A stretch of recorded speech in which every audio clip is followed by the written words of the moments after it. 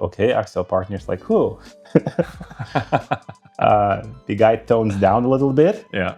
And says, well, Accel Partners, we're like a venture capital firm. And I say, like, venture capital who? Yeah. He tones down even more. Yeah. And says, well, we're investing in startups. We invested in Facebook. Yeah. And then there was like a top of conversation, believe it or not, year 2007 ago, like Facebook who? As I remember early days, our traffic would double every 2 weeks. So just crazy. purely organic, like zero marketing spend, etc. So we predicted first month we would have like maybe $10,000, we had $1 million, and then like 100 million, then had $1 billion, and then marketing headline, which you put together, 3 billion, and so on and so on. Human beings are intrinsically motivated by a deep sense of purpose. There's a reason, there has to be a meaningful reason why I get up in the morning every day. I was biking into my office every single morning, like 25 kilos to the office, 25 out of the office. And one day, just biking on the road and observing a being of the rules, I was hit by the bus. Once you run against the big ones of the world, then simply like the rules of the game just don't exist. Yeah. In your opinion, what's the next $100 billion opportunity? Welcome to Mork Unfiltered, folks. Today we have a very special guest. My guest today is somebody that I've known for many, many years, both personally and professionally. He is Ilja Laurs.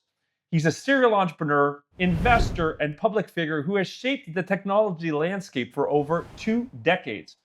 Ilja has been recognized by the World Economic Forum, by CNBC, by CNN, by Wall Street Journal, by a whole bunch of different credible, super credible organizations and institutions for his immense contributions to the world of technology. He currently lives in Lithuania, where he leads the Nextry Group, where he invests in startups and billion-dollar firms, technology firms alike. I had the privilege of working as his chief marketing officer for one of his early endeavors, GetJar, which was one of the first app stores and something that had a meteoric rise in 2008, 2010 timeframe, and at one point was one of the largest app stores. I've seen firsthand working with him what it takes to scale a company from nearly nothing to tens of millions of users. Today, we're going to be talking about a whole bunch of things. We're going to be talking about artificial intelligence. We're going to be talking about AI and Europe's place in AI and Europe's relevance within the context of AI. We're going to be talking about leadership under pressure and what it really takes to make a bet on the future. But first and foremost, we're going to rewind the clock a little bit and go back to Ilja's early days. So, Ilja, welcome to the show. Thank you, Patrick, for having me. Super lucky to be here. It's great to have you on the show, Ilja. So I want to kind of like go back to the where it all started, and tell us a little bit. Where did your interest in technology come from? Because if I remember correctly, you started out kind of like learning how to develop, then you got into mobile, games development. Where did your fascination with technology and mobile gaming come from? Well, yeah, interesting that you asked, because apparently my university was not technology. It was banking, finances, so all the like boring stuff. Ironically, I'm coming back to what I learned only like 30 years later. And that was the era of the beginning of the internet. Right. So we're talking 95, 96, where internet was very new. And technology, like as a kid, I started to code at the age of 3. Wow. At the age of 3? Well, if you could like call like a like RUN and then game name as a coding or something, because my parents, luckily engineers, had access to super early computers. Okay. In early 80s. So I had this luxury of having touched like the first computers back then. And since then, like this feeling that you can command the machine, like a kid, you say like, it's like, wow, it's like so complicated, like so scientific. And you as a kid can press and it actually works. Yeah. It executes your command, and the machines were like that, not like that. Yeah. So that left a lasting feeling. And since then, I was always trying to follow the technology and started to code as early as basic as a language started to exist. We're talking when there was like 10 or 20 commands were available. Yeah. Just for reference, nowadays languages have like hundreds of thousands of commands anyway. Yeah. So I was like following up, and then internet came. I realized 2 things. One is that coding internet was super easy at that time. Right. Just like super simple commands, like not sophisticated interfaces, etc. But B, suddenly I found like every single company, bakery, hotel, like air travel company, everybody needed a website. Sure. Sure, of course. And then I realized that I could either go work as a cashier and earning maybe like €2 per hour, or like spend like 30 minutes coding something and charge like $500. Yeah. Because I could build websites. Yeah. So websites was the very first niche, and apparently it got evolved, developed, and then scrolling 5 years later, mobile came as a technology. Yeah. And apparently, like marketing guy, that only two things lift technology: porn and games. Yeah. I was not into porn. Yeah. But I was into games. So as a company, little company, we're talking 5-ish guys at that time. We liked to develop games, and we started to develop games for. That was your cousin Pavel, right? Including my cousin Pavel and then some other guys. So we coded games, and what we discovered, because there were like so many different mobile phones, testing on maybe thousands of phone models and phones was impossible. Like we didn't have budget for that. Right. So we developed like a beta testing little like site, and we said, hey, like we like place our beta versions of the games there, and then anybody can come in and download for free. In exchange, we just ask like a feedback, like does it work on your Nokia 8110? Does it work on your Nokia 6320? Etc. So we crowdsourced the beta testing as opposed to having it internally. And also, like again, because we were very early into developer community, we shared that resource with our developers, saying, hey, like we're not the only ones producing games and facing that fragmentation problem. So why don't other developers come in place? And soon, like 6 months since we launched, we had maybe like a couple hundred of early betas and etc., but they were free. Right.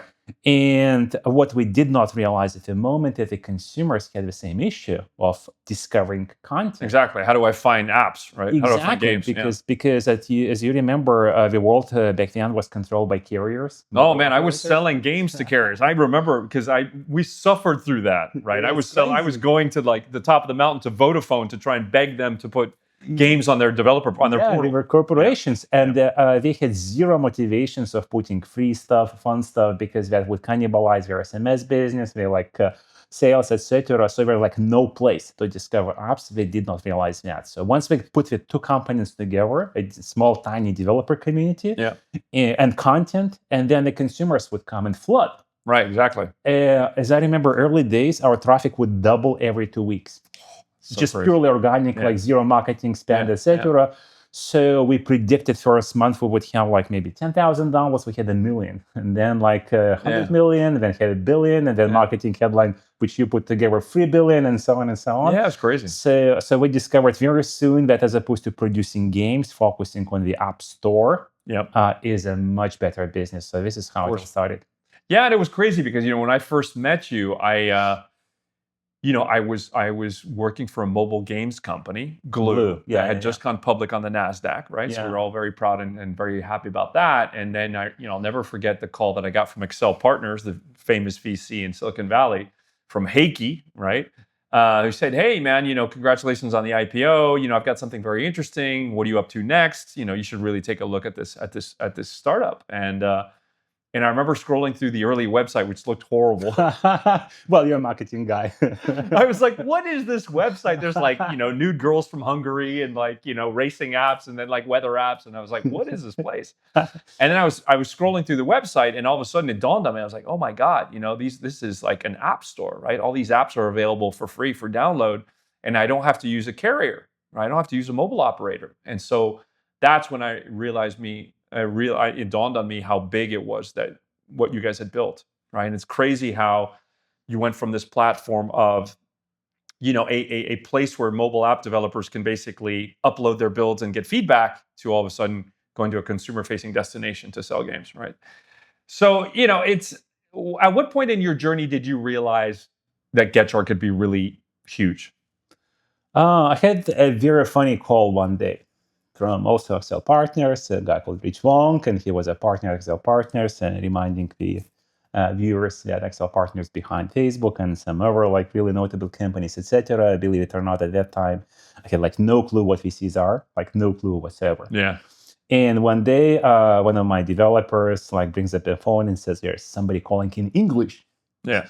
And wants something. And at that time, Lithuanians, not were as good at English as they are now. Right. So he had like no clue what's there, and I pick up the phone, and there's this boy like, hey, like I'm Rich Long from Accel Partners.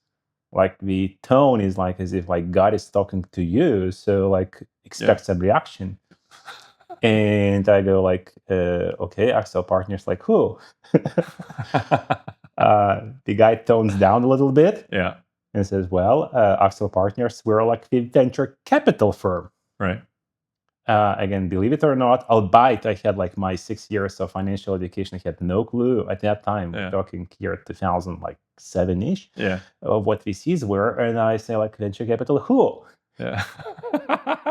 He tones down even more and says, well, we're investing in startups. We invested in Facebook. Yeah. And then there was like a top of conversation, believe it or not, year 2007, I go like, Facebook who? You're like, what's Facebook? And then a pause, like 30 seconds or 40 seconds. It's like, who am I talking to? This guy doesn't even know Facebook. Yeah. So the guy is putting conversation. Yes, so this is where meetings maybe like a dozen passed, and like, I mean, apparently like he flew to Lithuania, I flew to London.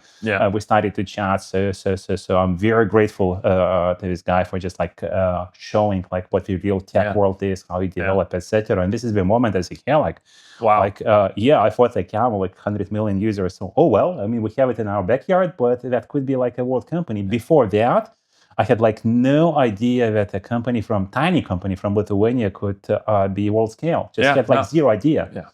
So after learning all of that and saying, hey, like we're no different from the others of the world. It's like same world, same technology. So this is where I felt, well, maybe we have a shot at actually building something big. So this was the moment. That was the moment. No, because it was crazy. Because I remember, when I flew to Lithuania and I met with you, and I never forget, you showed me the servers, the logs of the downloads. And I remember looking at the logs of the downloads, and I had been selling mobile games to carriers for like 5 years, right? And I was like, oh my God, this team of like 6 dudes in Lithuania has more downloads per month with no marketing budget and no brand than all the mobile carriers in Europe combined. And that's when it hit me. I was like, oh my God. I was like, this thing is going to be huge. And of course, that's when I joined you as like, I think I was employee number 7, right behind, Bill Scott.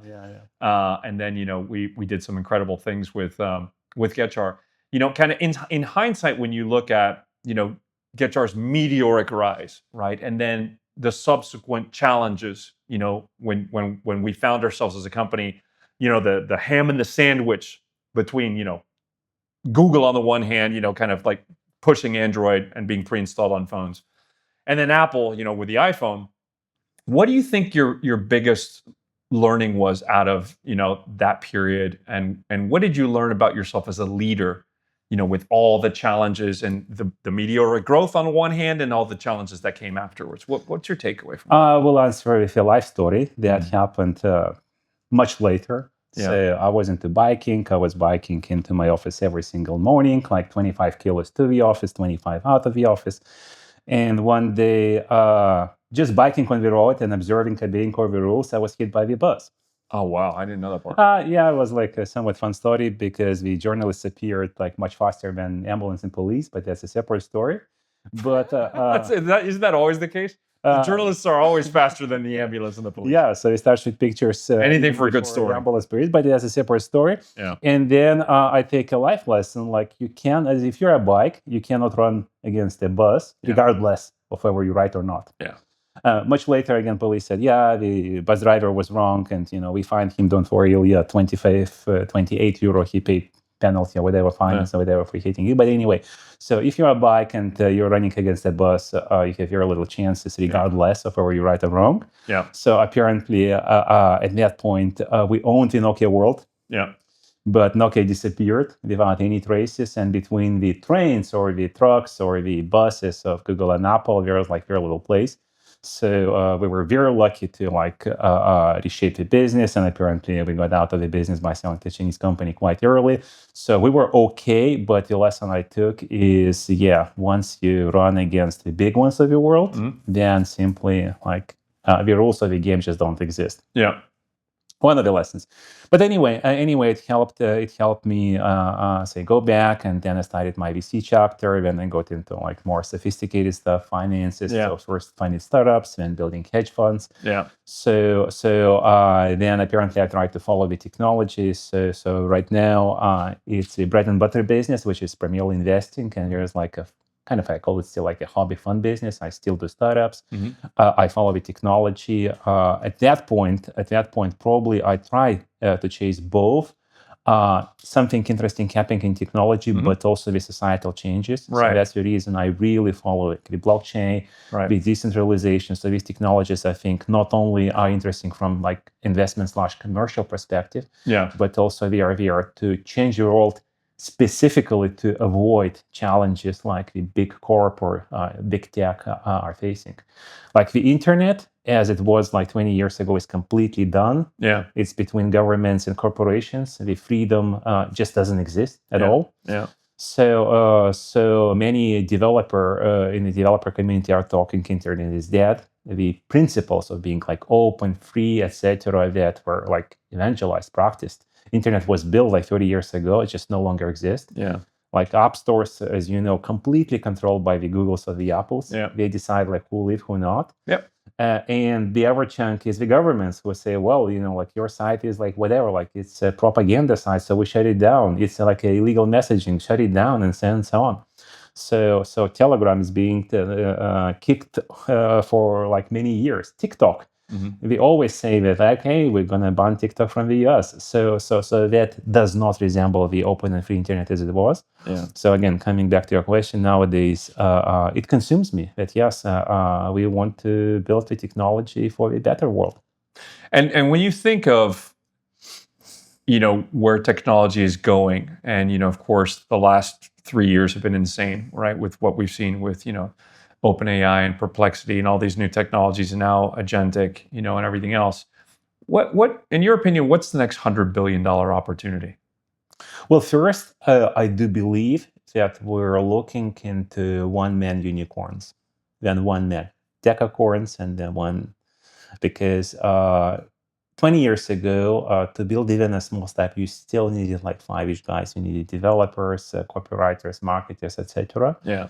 So, and nowadays, basically all the supporting tools are available free of charge, fast, and you can do copywriting, you can do design, you can do coding, you can do marketing, everything automated. So basically, it's like your pure thought, like what you think the world needs in terms of like next game or next service or next product or next like entertainment piece, and that's it. So your thought directly translates into the product. Right. So I think what we're definitely going to see is that no longer we need big companies to produce fun stuff. Right. I think the comparison we can use here is from media, from entertainment. 20 years ago, it would take a couple hundred guys at Hollywood to produce a movie. Yeah. Right now, we're talking about the generations of creators. Yeah. Like I wake up, I produce my content, and then I go brush my teeth. That's it. So I think the world is going there. Right. And I was actually, yesterday I was running and thinking that we're falling into extreme world where basically nothing exists except the creators and the followers. Yeah. We talked about that before the show. Yeah. So some people, some part of their time create. What create is secondary. I can create a game. I can create a TikTok short cartoon. I can create a book. I can create a car. Or I can create a robot. I can create like maybe a house. Just by thinking about that. Then there are like all the tools, and they're like followers that choose to say, well, like I want to follow you and use your game and use your like movie and live in your design of the house, etc. So that's where I think the world is heading. So you're a consumer or a creator, essentially. Exactly. Right. Now, what does that mean for a lot of people? Because, I was reading an article in the Wall Street Journal the other day that said that, they're already statistically starting to see a material impact on the rate at which graduates graduating from college here in the United States are struggling more and more to find entry-level jobs, right? Whether you're going into an entry-level accounting job, coding job, marketing job, some of those jobs are starting to disappear already. What does that mean for young people? Like, if you're giving advice to a 21-year-old college graduate in Lithuania, or even here in the US, what do you tell them? Well, two remarks. So one is I think that as a generation, I read that stories. I agree with them that intellectually, like the current generation is probably at the top of intellectual abilities because before we really never had a challenge like Right. we never had like coding requirements, skills, etc. to learn something complicated. Right. So life was simple before, then it became complicated. But after, also like our intellectual needs are not in demand because the computer will take on. Right. So what happens is 5 years ago, everybody was talking, hey, like the robots are going to rise, and everybody thought that it's the low-level jobs Right. that are going to disappear first. Right. That's what they all thought. Right. So we're talking the drivers, the waiters, etc., because they were associated with simplicity, and simplicity everybody felt was easily taken by the AI, robots, and technology. Yeah. What happened in reality, and this only happened like it became like clear maybe like 3 years ago, is that it's not the low-level jobs, it's the high-level jobs. The developers, the copywriters, the legal advisors, etc., the doctors. So it's the college degree jobs that getting disappeared. Right. And totally the opposite, the demand for low-level jobs is just increasing because people want to get their order from a waiter. Right. They don't want to scan QR code and like do self-service. They just don't want it yet. Until the robots come. Well, I have a gut that still many people would prefer like a real person, like giving you a real menu, like choosing and talking and saying, "Hey, how are you today, sir?" etc., as opposed to like this machine. Yeah. So that the world was not prepared for. So the story that the parents were telling the kids, like go to college, only then you get a decent job, no longer plays. Yeah. Because finish the college and you find yourself unable to compete with the computer. Yeah, especially in this country where, you graduate from college and you can be $30,000, $40,000, $50,000 in debt, right? I mean, my son is 18. He just graduated high school 6 weeks ago. Yeah. And he basically came to me and said, "Dad, I'm not going to college." So and we had a long talk about it. And he was like, "I'm going to be an entrepreneur like you, like mom. I'm going to learn how to do this. I'm going to learn how to do that." And he decided to go off to the middle of Iowa to do door-to-door sales because he wants to learn how to sell. And that's a skill which is never going to go out of demand, and you're always going to need humans to some extent in the sales process.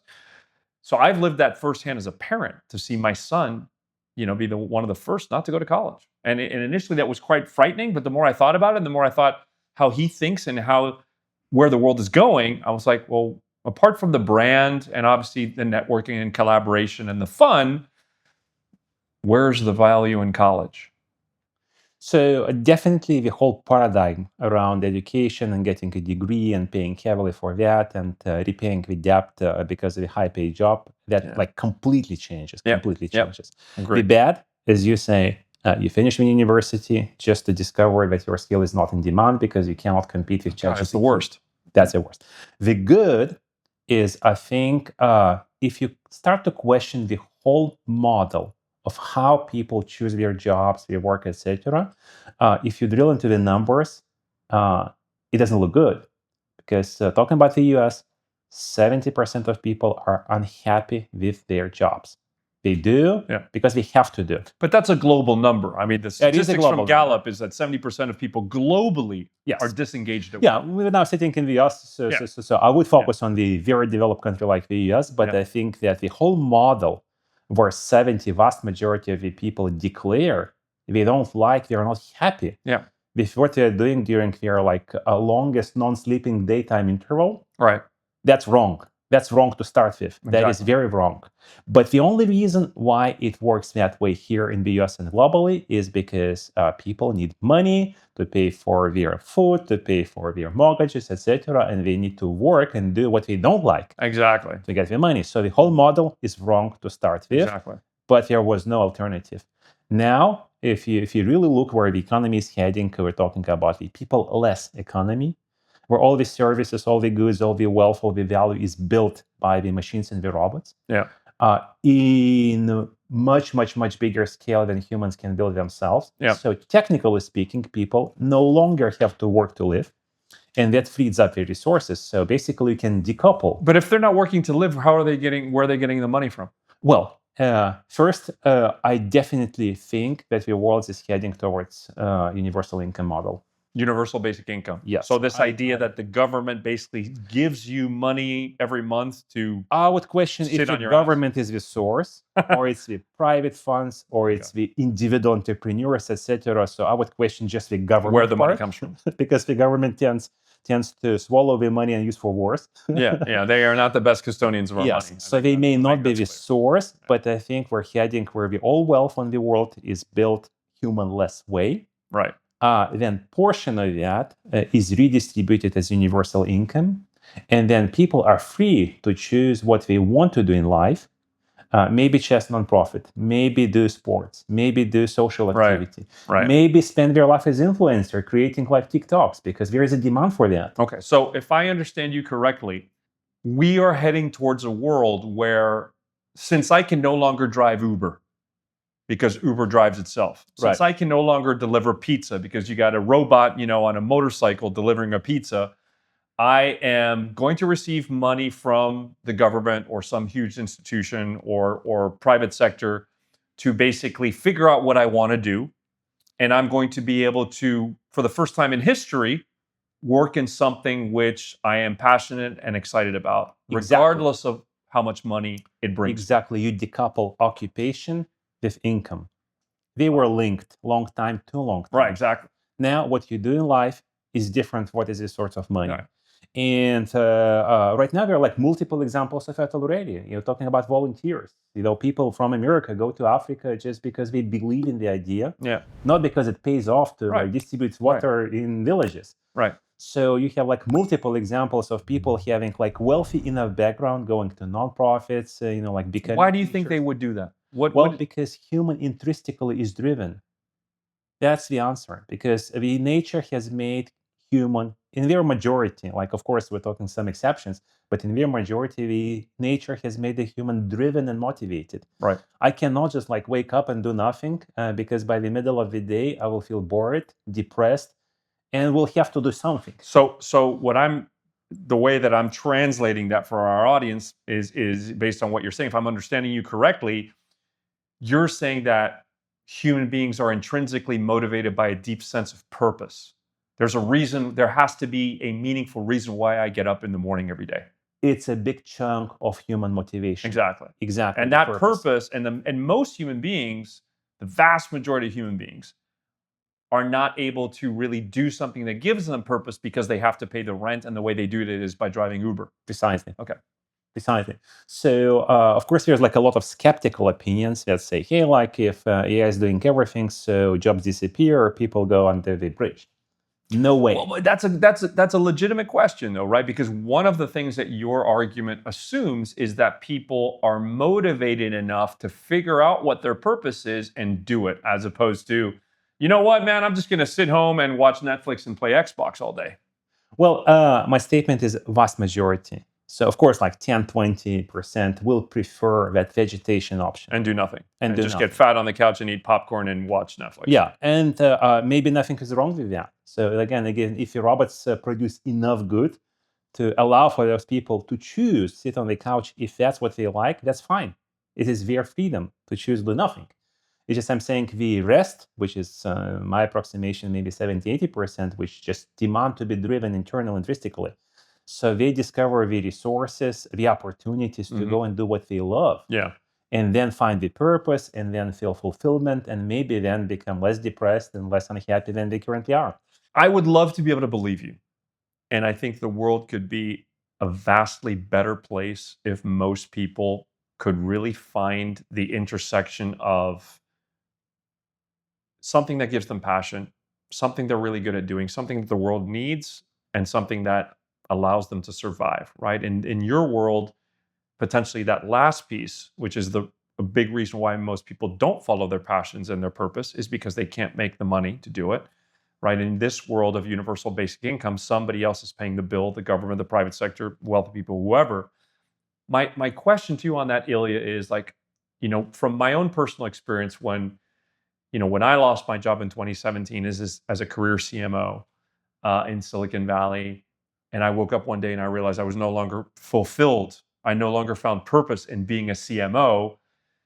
I was devastated because, I think most people watching this show will understand that if you've been fired or if you have to make a significant job change in your life, that is very difficult for most people, right? It's like when you lose your job, the biggest problem is not just the money. The biggest problem is that you lose your sense of identity. You wake up one day and you don't know who the hell you are because you have this LinkedIn bio that says, I'm a product manager, or I'm a marketing manager, or I'm a store manager, or I'm a clerk, of the county sheriff's office, whatever. And then you've lost that job and you don't have that identity anymore, right? So you go through a very dramatic process of losing your identity and trying to figure out what you're going to do next. And in my experience, at least, I had to hire a professional coach and work with that person for 9 months to figure out what my purpose was. And so the whole process of figuring out what I wanted to do was incredibly difficult. And it's not something that's defined, right? So that my question then would be like, how do people who now live in this new world where potentially somebody's paying them universal basic income, they have the freedom and the choice to figure it out. How do they figure it out? Well, that is a very legit question. Because I wrote a whole book on this, right? I mean, Step Back and Leap is all about how I found my purpose, and the chapter 2 is all about purpose. And it was incredibly hard for me to figure that out. I will respond how my trainer, like a sports trainer, taught me. So he said, Ilja, there is like nothing worse than trying to retrain a person to doing some technical moves, be it swimming or boxing or anything, in the right way. Because once you learn the wrong way, the transition takes effort and pain. Says, I know that you're playing tennis wrong way. You're never gonna be above certain level. Exactly. Because your moves are wrong and you're never gonna make it. Exactly. But for the next 2 weeks, take the pain by retraining your body to do the right way, because at the end of the 2 weeks, you will become a way better player. Again, it affects like any sports. I've heard it in golf. I agree with you. Tennis. I've heard it in swimming. Everywhere. So in a way, I would say if the society level, and we say, hey, like we have a model now where 70% of people working unhappy, it will take certain transition and pain to shift to something else. Or individual level, saying, hey, like I'm doing my Uber, I'm not happy, but I earn my money, and I will never be ultimately happy. Because as long as I do Uber, I cannot chase my dream. But the transition is painful and difficult. I would say, yes, that's the price you always pay, not just in this world, anywhere. So just mentally prepare and saying, hey, like if that's my ceiling here with my job position, etc., career, but potentially it could be there. But it cannot be just a straight up line. I will have to swallow it. Absolutely. I would say my life has taught me that, yes, you just like get all the resources you can and cross the chasm. There's no other way. And I agree with you. I think intellectually speaking, that's what I've seen too, is in my life, I experienced that the episodes where I went through the most pain were the ones where I had the most growth and made the most progress. But the sad truth, to some extent, is human beings are creatures of habit, right? We avoid change and we avoid pain until we reach a crisis, right? Most people, like most businesses, don't change until there's, you have a heart attack. And then you're like, holy shit, I now have to actually stop and watch what I'm eating, right? Or I now have to start running or working out or whatever, right? Or like you get cancer and you're like, okay, maybe now I need to stop smoking. So while I agree with you, intellectually speaking, my experience kind of working as a coach, and I've worked all over the world with very senior, very talented, and smart people.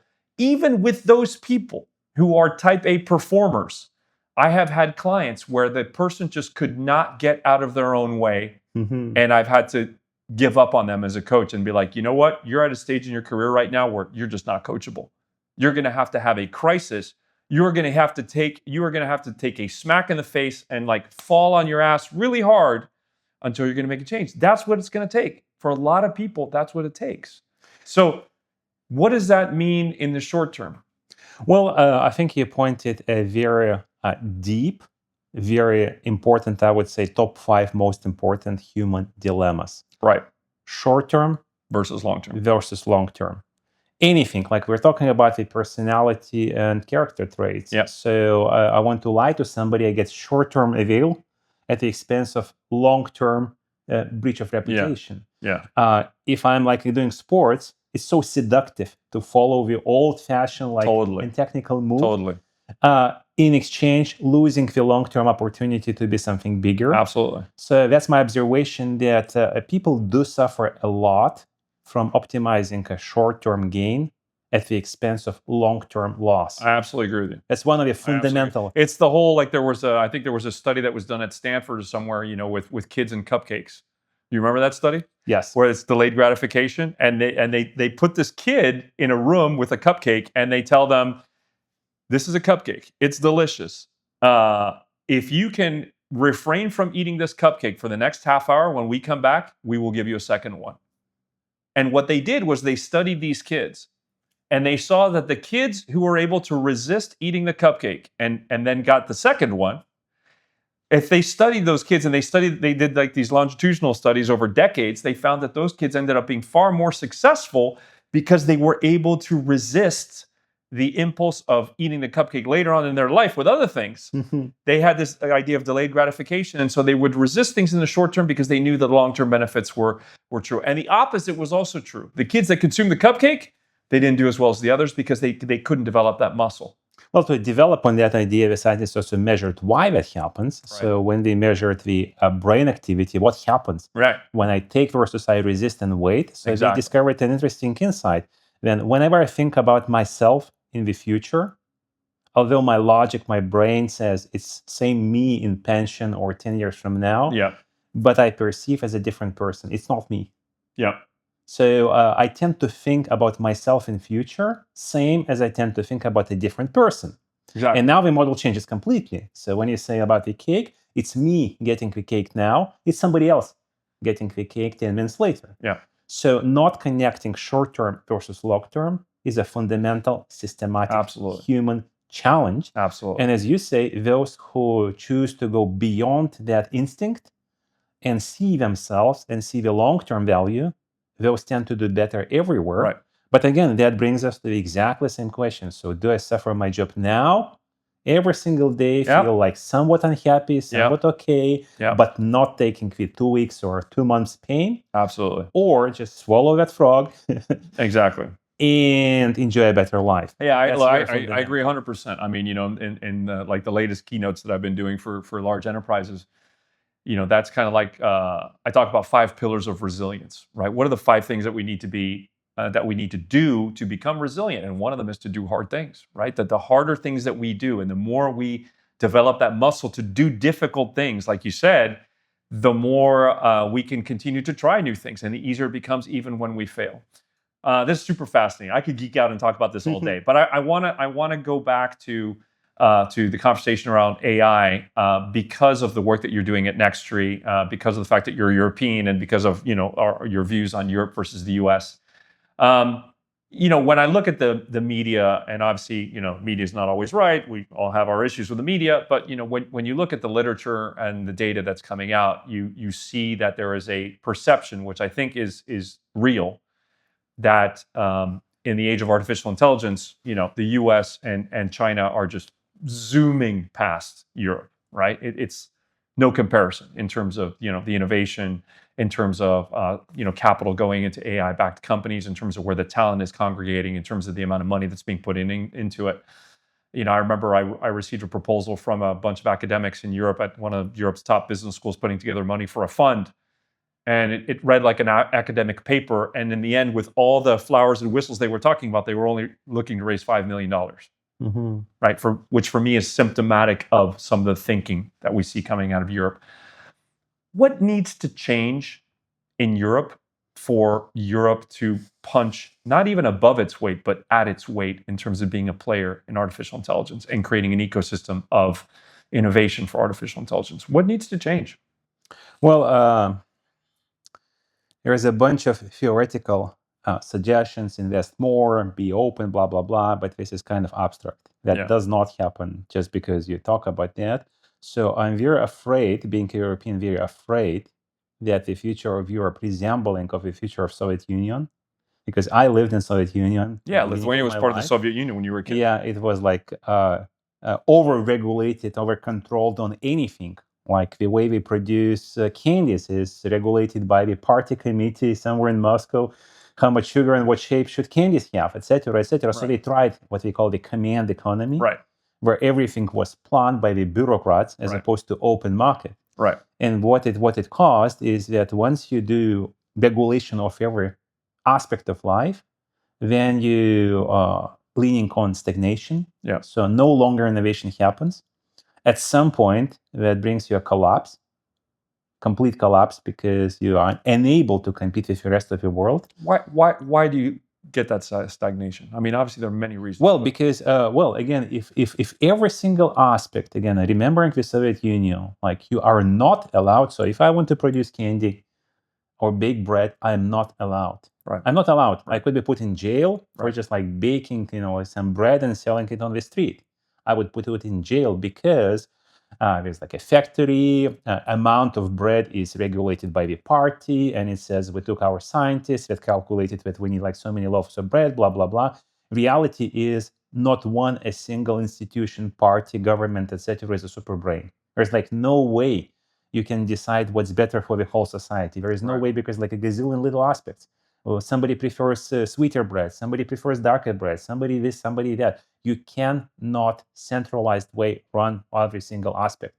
So what happened to the Soviet Union, the combination of both, first they kill any private initiatives, kill illegal. Right. You put in jail for like producing shoes, like producing t-shirts, producing bread. They say everything will be taken care of by the government and the party. Yeah. And then they miserably failed at being able to fulfill that. So we ended up in a deficit era. Like I was the kid responsible for standing in line in the morning to get toilet paper. Jesus. I would stand 3 hours because as a kid, you have responsibility. Somebody washing dishes, somebody stands in line. Because unless you take the line at 6 o'clock in the morning, by the time it hits 7 and the store is open, there's no toilet paper. Period. I faced that. So, I mean, luckily as a kid... That's crazy. It's crazy to think that happened. Yes, so this is how collapse or pre-collapse looks like internally. Like everything is a deficit. You cannot buy shoes, you cannot buy t-shirts, you cannot buy sugar, you cannot buy anything because the system is just like miserably failing. But Europe isn't at that extreme, right? It's not like people are doing specifically. Yes, specifically. So this is exactly where I think Europe is heading. And again, to give you data, because I'm also supporting my cases with data. So if you took a look at year 85, yes, 40 years ago, GDP per capita, European versus American in today's dollars and $25 were $17,000 per capita per year. Exactly the same. Yeah. We have exactly same GDP. We have exactly same population, approximately 300 mil each. Yeah. So the starting point, approximately the same. Now, scroll 40 years later, America maintained mostly the liberal way. Yeah. Europe has chosen the Soviet Union style regulation for everything. Every single aspect is regulated from Brussels. Yeah. So in 25, my best knowledge is Europe on average now makes approximately 35,000 in today's dollars per capita per year. Yeah. US is at 70. Right. So twice in 40 years, US on average became twice as wealthy on the relatively short historical course. Yeah. So to me, that is definitely already not a symptom, but a very, very visible sign of stagnation. So we're looking at Asian countries bypassing Europe on productivity. If you are unable to build product, you are unable to fund your army, unable to fund, to invest into the future, etc. So that's exactly what stagnation looks like. Yeah. Again, luckily back from like 60s, 70s, Europe still has like enough reserve. So we will drag maybe for another like 20, 30 years. But innovation simply not happening. So Europe is not getting its fair share of the new pie. The pie grows dramatically, exponentially. It's crazy, yeah. The world wealth just grows exponentially, and the Europe maintains lower and lower share. At some point, I think it's not going to last because legitimately people start asking, just as in Soviet Union, hey, like what's going on? Like why the cost of living is crazy? That is currently the issue in the UK. They say we're unable to pay for electricity, for food, weighted by inflation, UK now lives worse than in 55. Right. So people are more poor because they have social programs, they have regulations, they have all this and that and that and that. And Brexit is only the glimpse of what's going to come. So at some point, I'm fearing that's exactly the same fate as the Soviet Union will come. Countries will start just like separating, saying like, why in that like union? When everything is great, people tend to just like do nothing. Yeah. When people go wrong and saying, hey, like the doctor in America gets 10 times salary than me in Germany. So this is where it's become unstable, and this might be leading to like collapse, or every country in Europe just separates and says, I won't wait. But the counter argument that I think Europeans would make, and as a European, I think there's some fairness to this, is they would say, okay, GDP per person in the United States is higher, Americans are wealthier. The flip side is you look at the data and you would see that Americans are fatter, they're more depressed, they're unhealthier, they are more they're more unhappy. And you look at the happiness index, which is published, I think, by the UN every year. The top countries continue to be the same ones, continue to be the Scandinavian questions on average.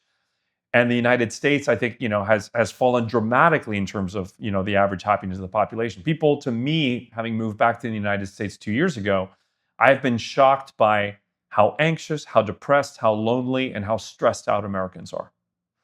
And so there's got to be a middle ground. I mean, the U.S. is doing a lot of good things in terms of promoting innovation, and we're doing very well in terms of AI and innovation.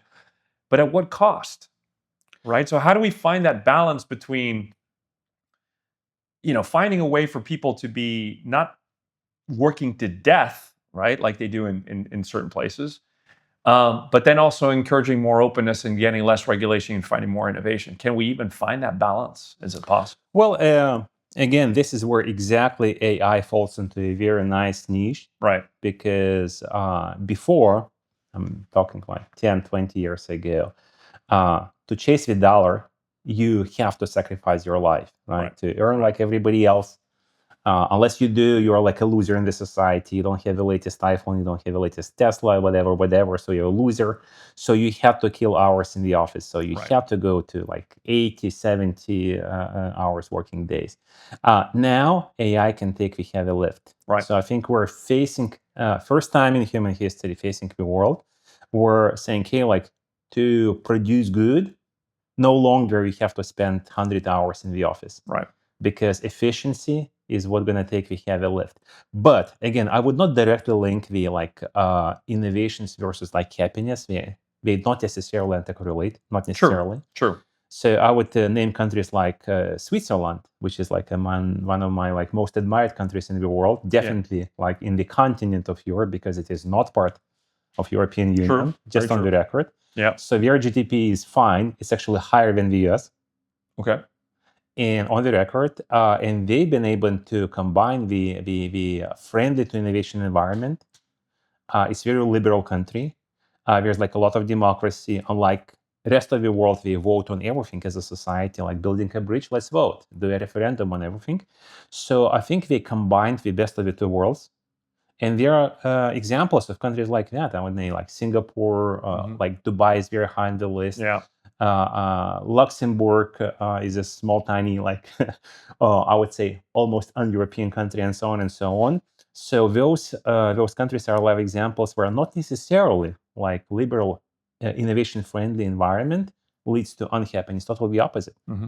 So it begs my last question of the show before we wrap up. And this is, I think we could do a whole separate episode.